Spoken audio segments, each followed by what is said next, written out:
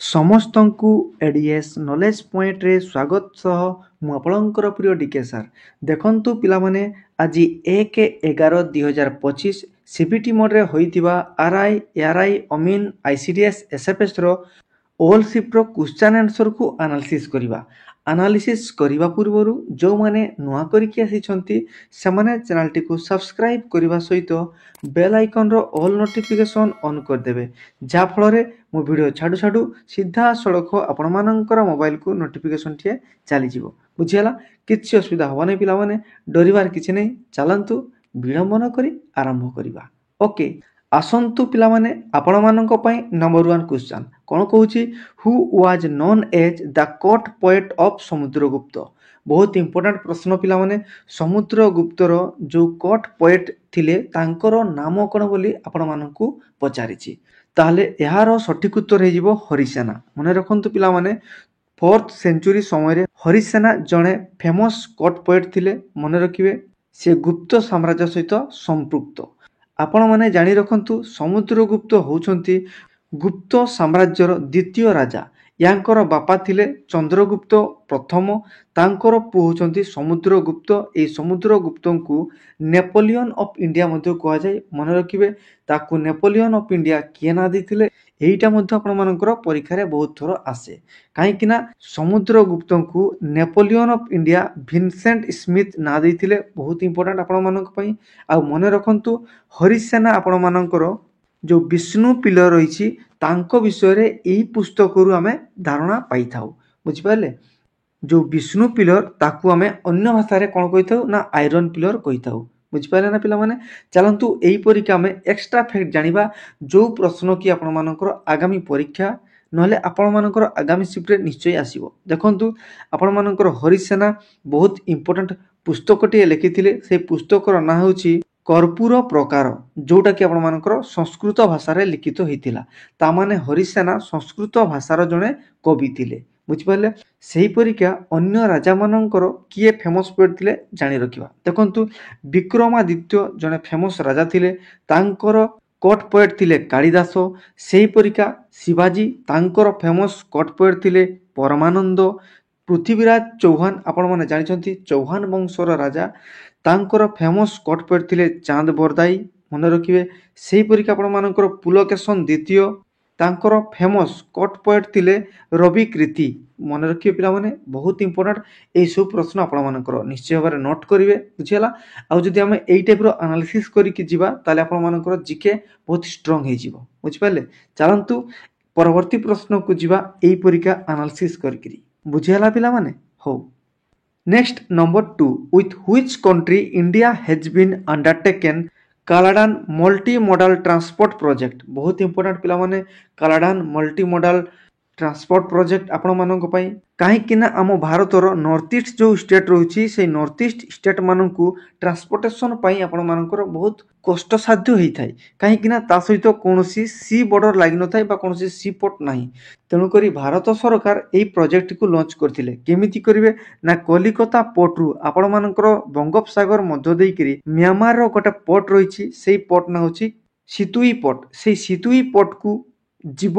ସେଇ ସିତୁଇ ପୋର୍ଟରୁ ପୁଣି କାଲାଡାନ୍ ରିଭର ଦେଇକରି ଆପଣମାନଙ୍କର ଇଣ୍ଡିଆ ଆଉ ମ୍ୟାମାର ବର୍ଡରକୁ ଯିବ।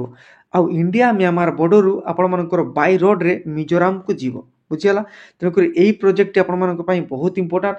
ଆମ ଭାରତର ନର୍ଥ ଇଷ୍ଟ ମାନେ ଉତ୍ତର ପୂର୍ବ ରାଜ୍ୟମାନଙ୍କ ପାଇଁ ଏ ଗୋଟେ ବରଦାନ ସଦୃଶ।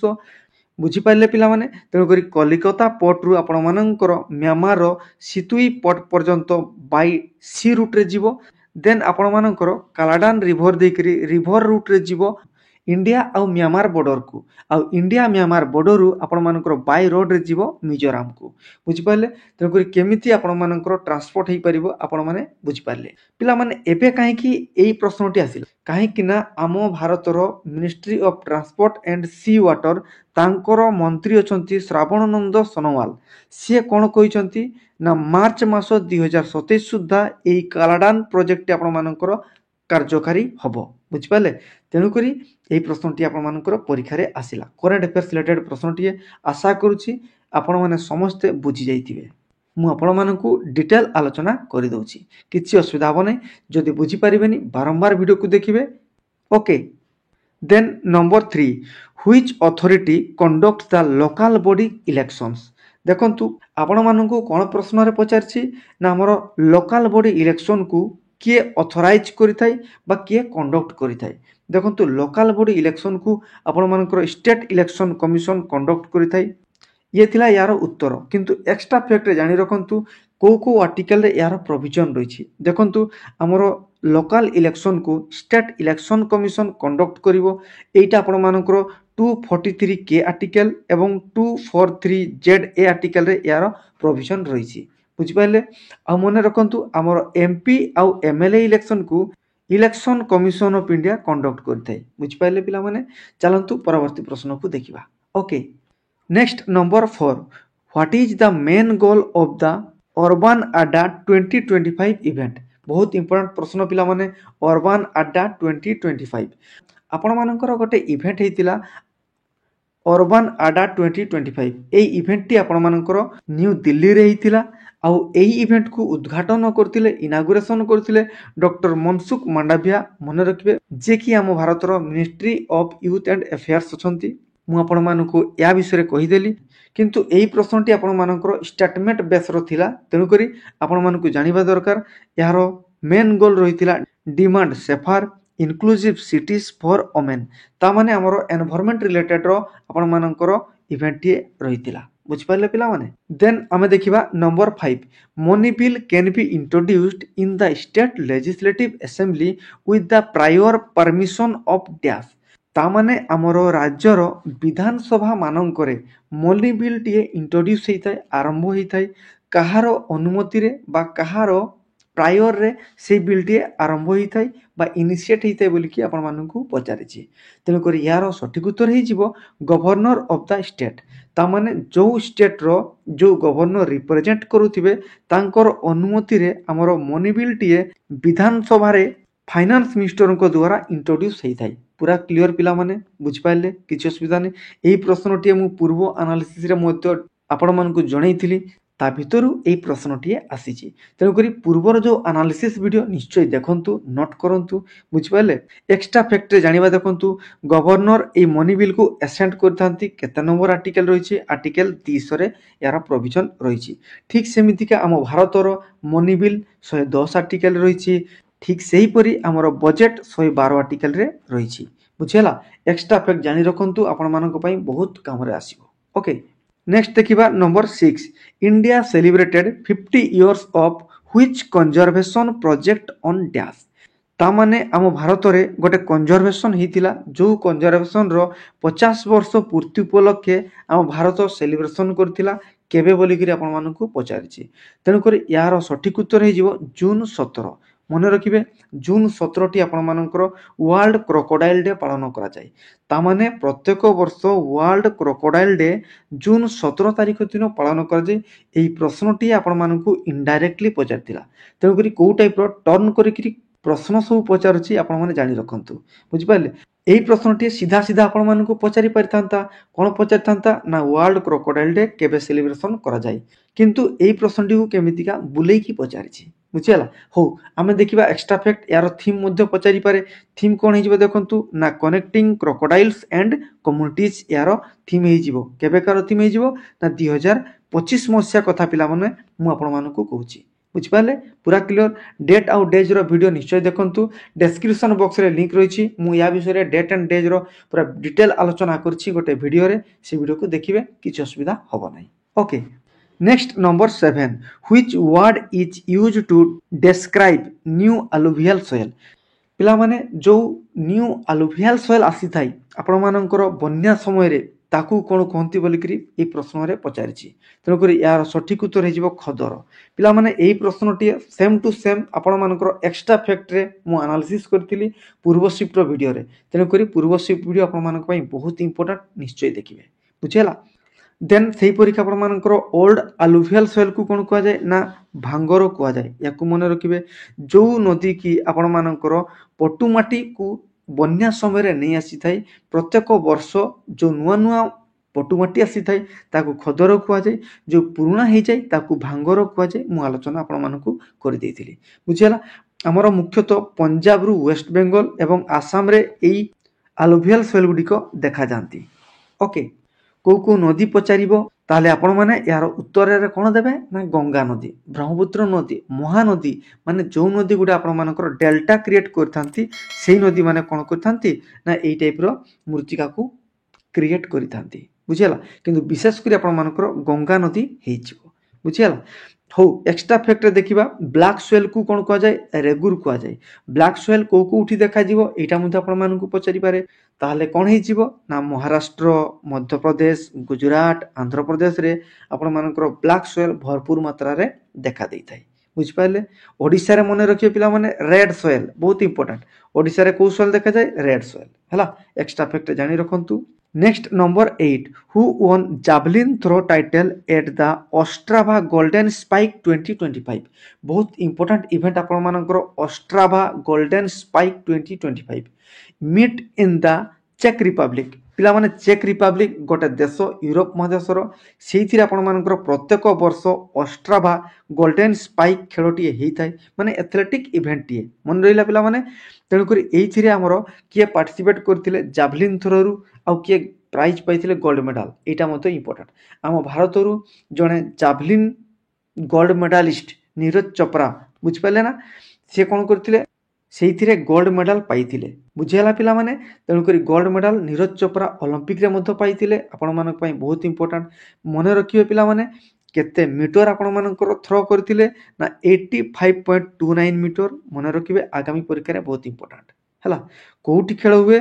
ମେସ୍କାଇ ଷ୍ଟାଡିୟମରେ ଆପଣମାନଙ୍କର ପ୍ରତ୍ୟେକ ବର୍ଷ ଏଇ ଇଭେଣ୍ଟଟି ହେଇଥାଏ, ଏଥଲେଟିକ୍ ଇଭେଣ୍ଟ। ବୁଝିହେଲା?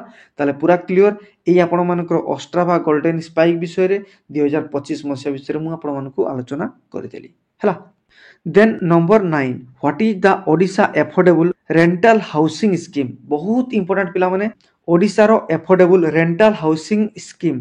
ପ୍ରତ୍ୟେକ ସିଫ୍ଟ ଆପଣମାନଙ୍କର ସ୍କିମ୍ ରିଲେଟେଡର ପ୍ରଶ୍ନ ଆସୁଛି। ତେଣୁକରି ରେଣ୍ଟାଲ ହାଉସିଂ ସ୍କିମ୍ ବିଷୟରେ ଆପଣମାନଙ୍କର ଷ୍ଟେଟମେଣ୍ଟ ରିଲେଟେଡ୍ ପ୍ରଶ୍ନଟି ଆସିଥିଲା। ଆପଣମାନଙ୍କୁ ମୁଁ ଡିଟେଲ ଆଲୋଚନା କରିଦେଉଛି, ନୋଟ୍ କରିବେ, କିଛି ଅସୁବିଧା ହେବ ନାହିଁ। ଦେଖନ୍ତୁ, ରେଣ୍ଟାଲ ହାଉସିଂ ସ୍କିମ୍, ଏଇ ସ୍କିମ୍ଟି ଆପଣମାନଙ୍କର ministry of housing and urban affairs ୟାଙ୍କର ଅଣ୍ଡରରେ ଆସିଥାଏ। ମନେ ରଖନ୍ତୁ, ministry of housing and urban affairs ଆମର କିଏ ଅଛନ୍ତି ନା ଶ୍ରୀ କୃଷ୍ଣଚନ୍ଦ୍ର ମହାପାତ୍ର, ୟାକୁ ମଧ୍ୟ ମନେ ରଖିବେ। ପିଲାମାନେ ଏଇ ସ୍କିମ୍ ବିଷୟରେ ଟିକେ ଜାଣିବା। ଦେଖନ୍ତୁ, ଯେଉଁ ଲୋକମାନେ ପଢ଼ିବା ପାଇଁ କିମ୍ବା କାମ କରିବା ପାଇଁ ଆପଣମାନଙ୍କ ସହରକୁ ଯାଉଛନ୍ତି, ସେମାନେ ଏତେ ଟଙ୍କା ଦେଇକରି ଭଡ଼ାରେ ରହିପାରିବେ ନାହିଁ। ତେଣୁକରି ସରକାର ତାଙ୍କୁ କ'ଣ କରୁଛନ୍ତି ନା ଏଇ ରେଣ୍ଟାଲ ସୁବିଧା କରିଦେଉଛନ୍ତି ଘରମାନଙ୍କରେ। ସେଇଥିରେ ଆପଣମାନଙ୍କର ଇଲେକ୍ଟ୍ରିସିଟି, ୱାଟର ଏବଂ କିଚେନ୍ର ଫ୍ୟାସିଲିଟି ରହିବ। ସେଥିରେ ଆପଣମାନଙ୍କୁ ମାସିକ 500ରୁ 1500 ଟଙ୍କା ଲେଖା ଭଡ଼ା ମିଳିବ। ଆପଣମାନଙ୍କର ଲୋକେସନ୍ ଉପରେ ଡିପେଣ୍ଡ କରିବ। ଯଦି ଆପଣମାନଙ୍କର ସିଟିଠାରୁ ଟିକେ ଡିଷ୍ଟାନ୍ସରେ ଥିବ ତାହେଲେ 500 ଟଙ୍କା ଆପଣମାନଙ୍କର ପାର ମନ୍ଥ ରେଣ୍ଟ ଲାଗିବ। ଯଦି ଆପଣମାନଙ୍କର ସିଟିର ଉପରେ ଥିବ ତାହେଲେ 1500 ଟଙ୍କା ଲେଖା ପାର ମନ୍ଥ ଆପଣମାନଙ୍କର ରେଣ୍ଟ ଲାଗିବ। ତେଣୁକରି ଆପଣମାନଙ୍କର ଭିଲେଜରୁ ଯେଉଁ ୱାର୍କର୍ସ ଯାଇଥିବେ ସହରମାନଙ୍କୁ, ତାଙ୍କ ପାଇଁ ଏହି ସ୍କିମ୍ଟି ବହୁତ ଇମ୍ପୋର୍ଟାଣ୍ଟ, ବହୁତ ସୁବିଧାଜନକ।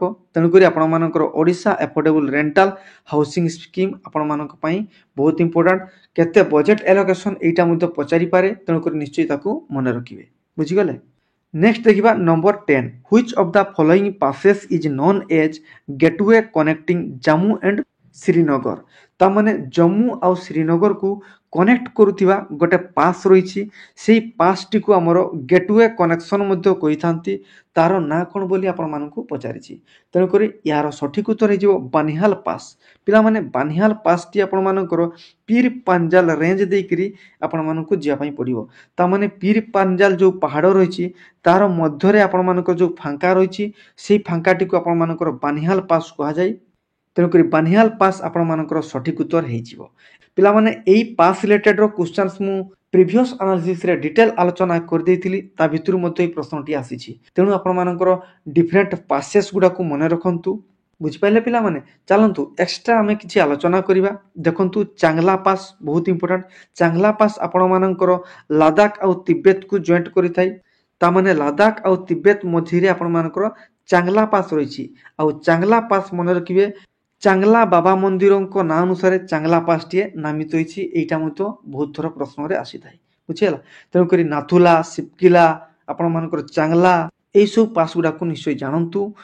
Okay, next number 11 what is Odisha budget 2025 allocation for Antyodaya गृह योजना ओवर 3 इयर्स तामाने 3 वर्ष भितरे आम ओडिशार अंत्योदय गृह योजनाटीए ओडिशा बजेट 2025 मसीह एलोकेशन होती केते टंका बोलिकी आपण मानक पचारि तेणुक यार सठिक उत्तर कौन हो जानतु 7550 कोटी टंका पिला माने बजेट रु निश्चय क्वेश्चन आसुची तेणुक मु पूर्व क्लास मानक बा पूर्व एनालिसिस मानक मु डिटेल आलोचना कर देछि से वीडियो को निश्चय देखंतु बुझिगला ताले आमे वर्तमान अंत्योदय गृह योजना विषय डिटेल जानिबा देखंतु अंत्योदय गृह योजनाटी आपण मानकर ओडिशार बीपीएल फैमिली मानकु माने बिलो पॉवर्टी लाइन जो फैमिली माने थिबे गरीब श्रेणी फैमिली मानकु आपण मानकर ए स्कीम टी प्रोविजन रही ए स्कीम रे आपण मानकु प्रत्येक घर पिछा 1.2 लाख माने 1,20,000 टंका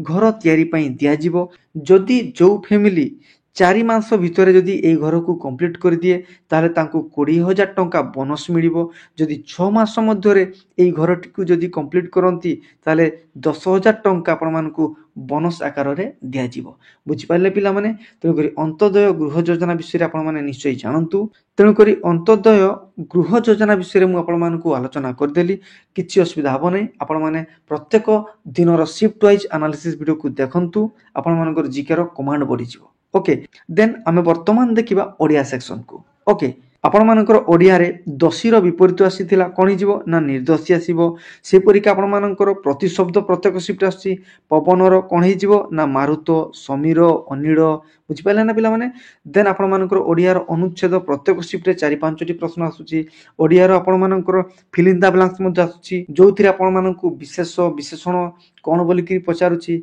देन आपण मानकर ओडिया रो अनुवाद माने ट्रांसलेशन प्रश्न सब आसुची Odia to English then English to Odia translation मध्ये आसुची ओके आउ प्रत्येक शिफ्ट रूढ़ी मध्ये आसुची कोन अछि देखिबा ढोल पिटिबा माने कोन प्रचार करिबा से परिका आपण मानकर खियो काढिबा कोन हे जिवो आलो बाहर करिबा बुझि पाले तेन करी रूढ़ी प्रतिशब्द विपरीत शब्द बहुत इंपोर्टेंट प्रत्येक शिफ्ट आपण मानकर आसुची देन इंग्लिश सेक्शन को पिला माने जिबा इंग्लिश रे इडियम फ्रेज रो प्रत्येक शिफ्ट आसुची पीक्यूआरएस रो प्रश्न आसुची इंग्लिश रो पैसेज आसुची पिला माने 3-4 टी प्रश्न आसुची direct speech to indirect speech conversion आसुची active voice to passive voice then passive voice to active voice मध्ये कन्वर्सन रो क्वेश्चन आसुची बुझि पाले देन आपण मानकर सिनोनिम्स एंटोनिम्स सिंगल वर्ड्स बहुत इंपोर्टेंट प्रत्येक शिफ्ट आसुची निश्चय पढ़ी करी जिवे तापरे हमें जानिबा रीजनिंग सेक्शन को रीजनिंग रो ब्लड रिलेशन प्रत्येक शिफ्ट रो 3टी प्रश्न आसुची देन सिटिंग अरेंजमेंट आपण मानकर 4टी को शिफ्ट रे